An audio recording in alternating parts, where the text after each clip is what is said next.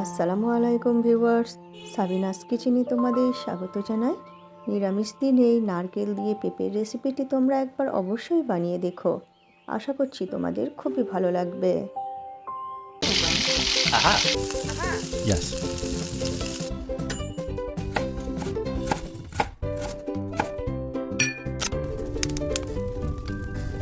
Wow!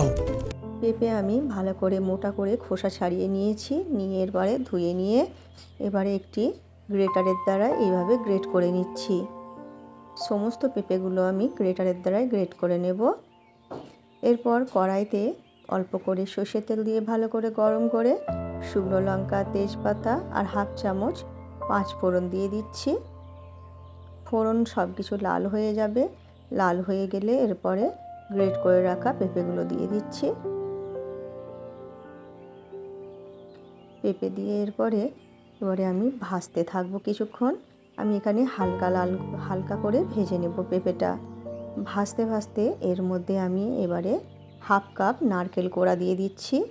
নারকেল কোড়া দিলে এই রেসিপিটি স্বাদ দ্বিগুণ বেড়ে যায়, তাই তোমরা অবশ্যই নারকেল কোড়া দিয়েও। এরপরে আমি পেঁপের সাথে নারকেলটা কিছুক্ষণ ভেজে নেব। ভেজে নিলে নারকেলের স্বাদটাও ভালো লাগবে আর গন্ধটাও ভালো লাগে। হালকা লাল করে ভাজা হয়ে গেছে। এরপর 1 চামচ আদা আমি বেটে দিয়ে দিচ্ছি। আদা বাটা দিয়েও আমি কিছুক্ষণ আবার ভেজে নেব, কাঁচা গন্ধ চলে যাওয়া পর্যন্ত। এরপর এর মধ্যে পরিমাণ মতো লবণ দিয়ে দেব, হাফ চামচ লঙ্কা গুঁড়ো, হাফ চামচ হলুদ গুঁড়ো, 1 চামচ ভাজা ধনে গুঁড়ো, 1 চামচ ভাজা জিরে গুঁড়ো দিয়ে দেব। দিয়ে এরপরে আমি কিছুক্ষণ কষিয়ে নেব অল্প অল্প করে পানি দিয়ে। নিরামিষ দিনে এই পেঁপের রেসিপিটি তোমরা একবার অবশ্যই বানিয়ে দেখো।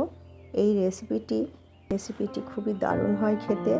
আর এই রেসিপিটি নিরামিষ দিনে থাকলে তোমাদের মাছ মাংসও লাগবে না, তাই অবশ্যই তোমরা একবার বানিয়ে দেখো।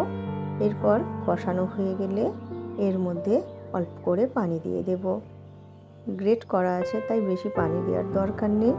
এরপর ভালো করে নেড়ে দিয়ে ঢেকে মিডিয়াম আঁচে হতে দেব। এরপর নেড়ে ছেড়ে যখন এইরকম মাখা মাখা হয়ে যাবে, নামানোর আগে হাফ চামচ চিনি দিয়ে দেব স্বাদটা ব্যালেন্সের জন্য। যে কোনো 5 ফোড়নের তরকারি একটু চিনি দিলে খেতে ভালো হয়।